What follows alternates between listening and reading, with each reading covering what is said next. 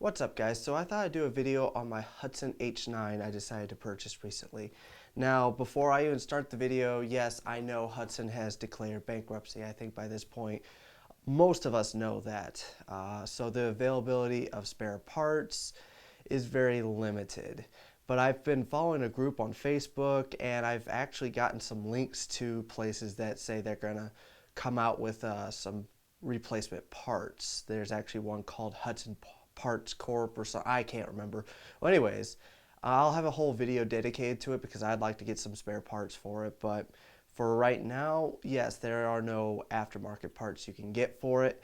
Besides KEArms, they make the slide and the frame for the Hudson H9, and I noticed they're still selling frames, barrels, and I think magazines. Yeah, magazines is the third one.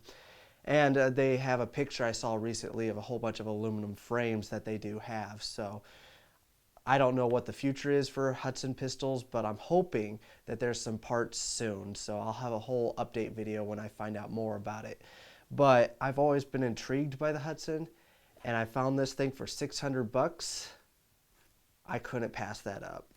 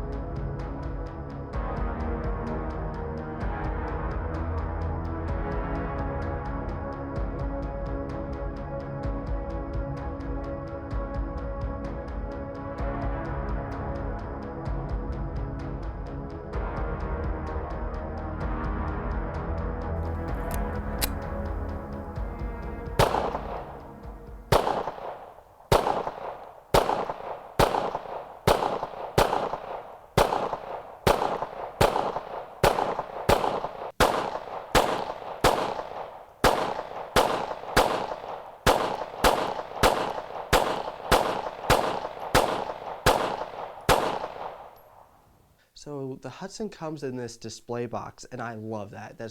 I love the presentation of this handgun. But the only problem is the lid on the back came unglued. I'm looking to glue it back down, but I'm not entirely sure what would be strong enough to hold on to it. Anyways, so it's magnetic towards the front. Oh, I love that. And then it would open up to this. But since this just comes right off, I'm not even going to show it like that. But here is the gun. Now, I almost think it's kind of cool that it could sit like this without a lid and just be a display box like that. So I'm kind of wondering if I should just leave it alone. Let me know down in the comments what you guys think. But that looks pretty sharp. I love the presentation. So I'll pull the handgun out really quick. There is the Hudson. Now, I gotta show you the rest of the packaging. I mean, everyone who owns these guns gotta talk about the packaging because it's so impressive. So underneath here, we have the display model, or the operator's manual. Once I get on camera, I stop being able to speak English. The operator's manual, which I love the design of it. It looks sharp. And then it comes with 2 magazines. Now, I did use one of them. This one This one is used. I've used it quite often. And then it also comes with a magazine in the gun. But this magazine right here is in perfect condition, and I'm going to leave it alone. I just like having that example of what the magazine should look like in its perfect state. So I do have one of those. And then it comes with a lock and a whole bunch of stuff we don't care about. I think it has a, yeah, there's a Hudson sticker that comes with it.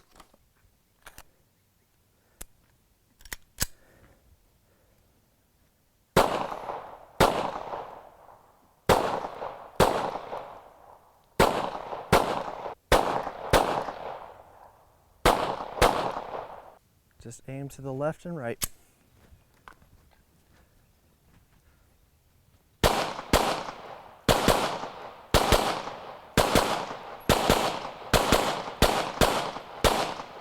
Okay, you scared the shit out of me with that one.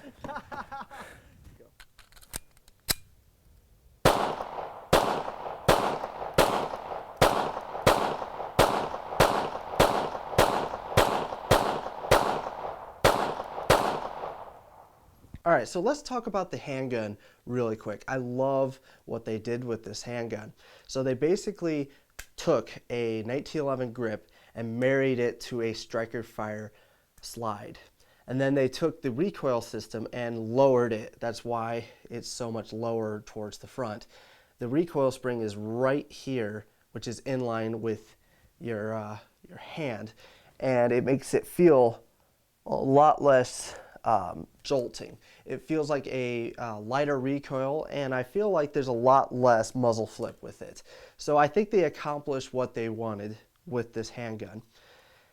They have serrations on the grip on the front and on the back.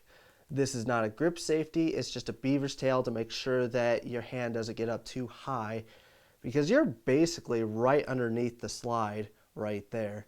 And that's what helps with mitigating muzzle rise. And I think they did a fantastic job with this handgun, because it really doesn't feel like it flips that much. It feels very controllable. And if you're used to a 1911, the grip's going to feel natural to you. The controls are going to feel natural because the slide release is right where you want it, and it's on both sides. The mag release is basically a 1911 mag release, and it is also reversible. And unlike a 1911, it has a double stack magazine, and then the grips are almost sunk into the frame, so you're getting a thick magazine in there, but you're not getting a thick grip. So I really do like the design. I think it was a well thought out handgun, but I do have my complaints about it. So let's start off with the trigger. So the trigger has this safety on it, and in order for the trigger to be pulled, this whole thing has to pivot. And it makes me kind of wonder what that actually protects against. I mean, I could pull the trigger just barely touching it. I mean, if you pull it down here, yeah, it'll stop the trigger from being pulled. So, and I guess if you get in between here, right here, and try to pull it, like in this area, the trigger won't go. But anything going in the trigger guard could pull it. Let's look at a Glock 17 really quick. So it's got this little trigger safety in the middle right here. So if you just barely hit the trigger, the gun will not fire. And I like that kind of safety. It makes sense. You know, if you're trying to fire this gun, your whole finger will be on that trigger. But if something were to bump it or something, it's very unlikely that you're gonna get it all the way in there. Not saying it can't happen. But with this gun, it just seems like it would be very easy. I don't know if this length of travel is a reason that, I don't know. And the trigger pull is decent for a out-of-the-box striker fire. Actually, it's pretty fantastic for a striker fire. But if you're used to 1911s, it's not bad. It's about 5 pounds. But for an $1,100 gun, I could see where that would be a complaint. because for that kind of money, I would almost want it to be a 3, maybe a 3.5 pound trigger. But maybe that's part of the safety. I don't know. But I'm not 100% thrilled with the trigger. But I will say it has a fantastic reset. Anyways, not a huge fan of the trigger, but it's not so off-putting that I wouldn't shoot it. I will say the edges around the trigger safety as you start shooting it, and I shot a significant amount of rounds through it, it starts to make your finger feel a little raw with that edge. But honestly, I do like the handgun.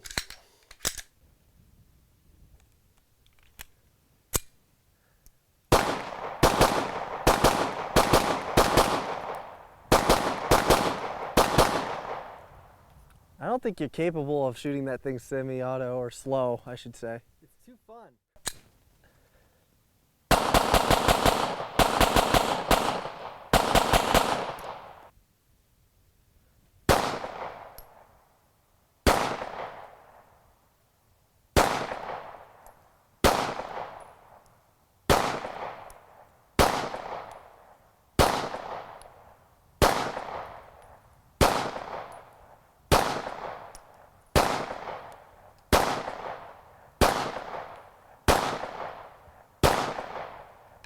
So also on the handgun, it's got this little accessory rail, and a lot of people have brought this up. I'm not entirely sure if this is very useful. I love the looks of it. I think it enhances the looks of this handgun, but I'm not entirely sure what it's good for. So I saw another reviewer even make a good point. It'd be very hard to get your support hand in there because this thing would be in the way. At least that's with, I believe he used a Surefire light. I can't remember. It's been a while since I've watched reviews. Anyways, it would be so low that it would be hard to hit with your finger. You'd probably have to adapt with your middle finger, probably like that, and it might get in the way of your support hand hanging down that low. But I'm glad they put it on there, because then there's options. There might be a low profile laser sight that you might want to put there, or something along those lines. But I can see where some people would find that as a negative.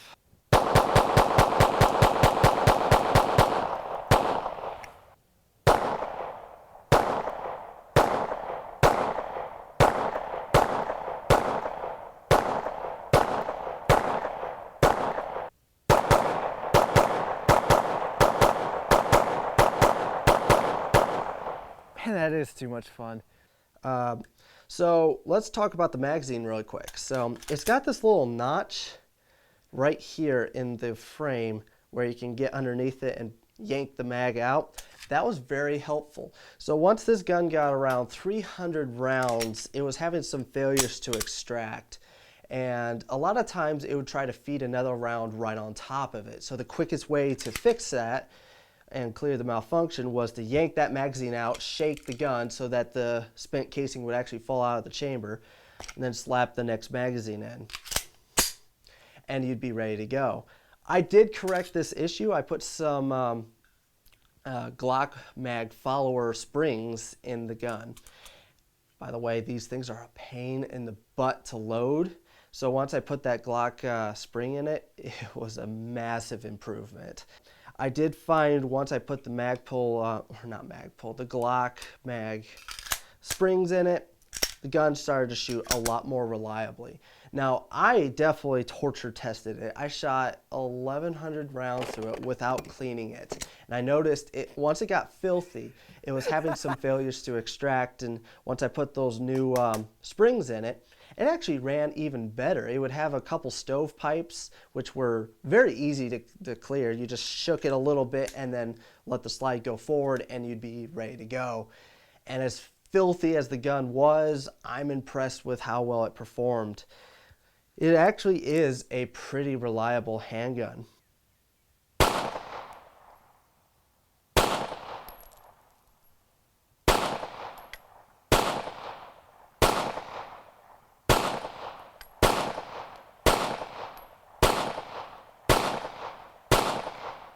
Okay, this is a beautiful shot, so please don't go crazy with the shots.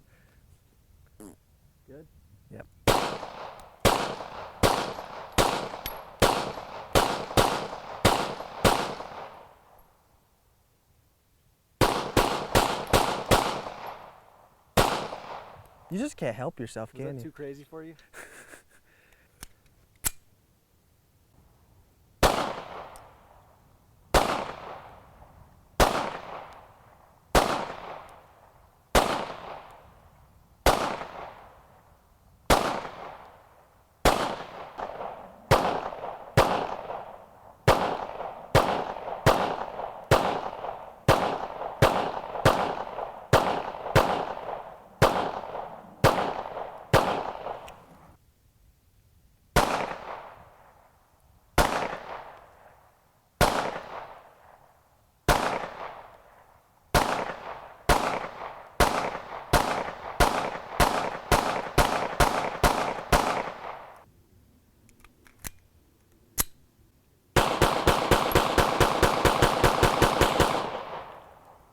Was that fun?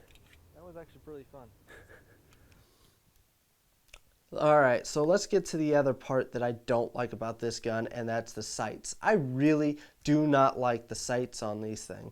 So it used to have a decent front sight with a yellow insert or orange insert. Well, it fell off while shooting, and so now I just have a black on black sight, and I just don't like these sights. That's something I'm definitely going to replace, is the sights. I do not like these things. Well, I don't know if I'm going to replace them. I don't know how often I'm going to shoot this gun unless I can get some replacement parts.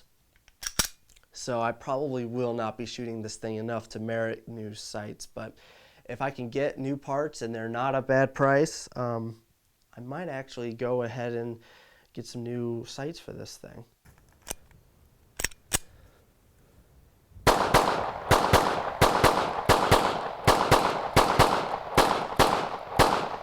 So, I just noticed something that another reviewer said. The little orange piece that was on the front sight, I watched it come off. There was another YouTuber that had this exact same thing happen. So, there's no way I'll ever find that little insert. It's gone forever. But, you know, it's one negative.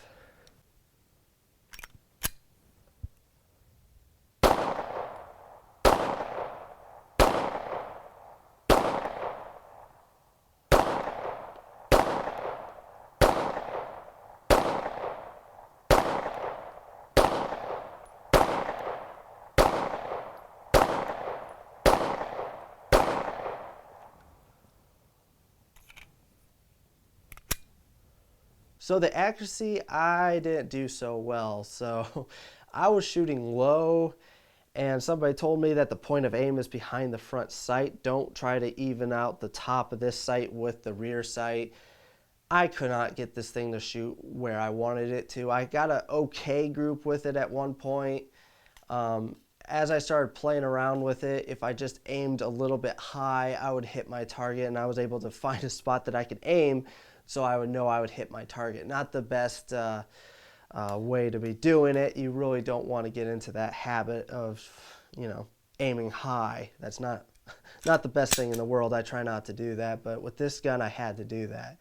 But it had an okay group, but again, I could see for an $1,100 gun, I wasn't impressed. It wasn't bad. It was shooting about a group that I'd expect out of a Glock, but not something for an $1,100 gun, so I could see where people would have problems with that. Also, I'd show you how this thing comes apart, but it's kind of a pain doing on camera, but there's a button right here, and you push it across, then there's a lever right here, so when it comes out, you hinge that lever down, and then you let the slide go forward, dry fire it, and then the slide comes right off. It's not hard, but I don't really feel like doing it on camera, to be perfectly honest with you. I think you like the lighting today. Yeah, I love overcast. Let me get a close up. Let me know when. Here we go.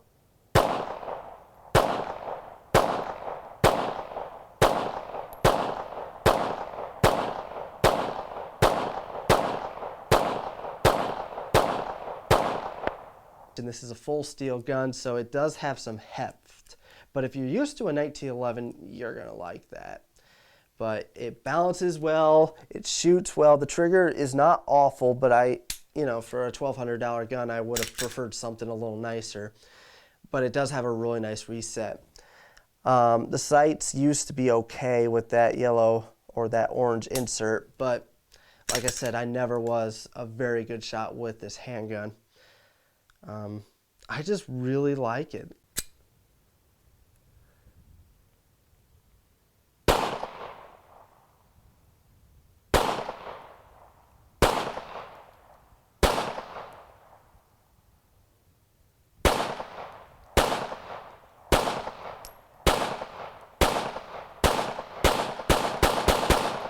Towards the end, you just want to have that rapid fire again. Didn't give a fuck.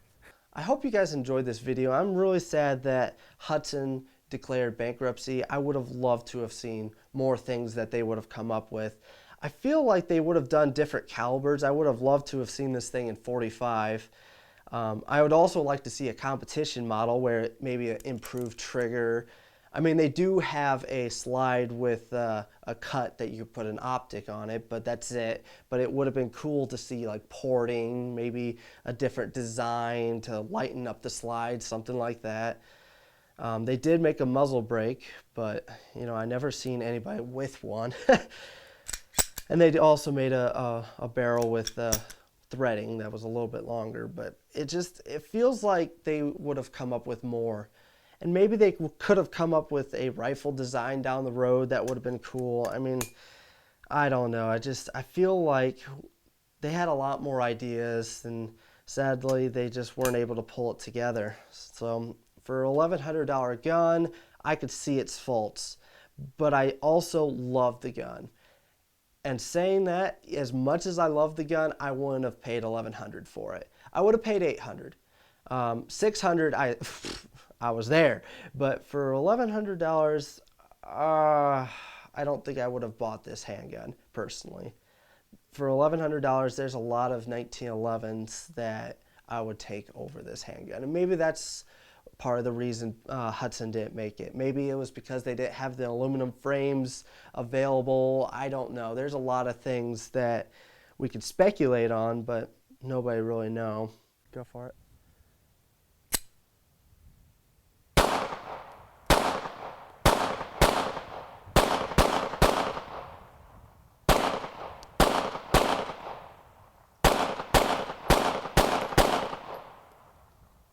So stay tuned. There's going to be a lot of cool stuff coming up in the future, and I'd like to hear what you'd like to see in future videos.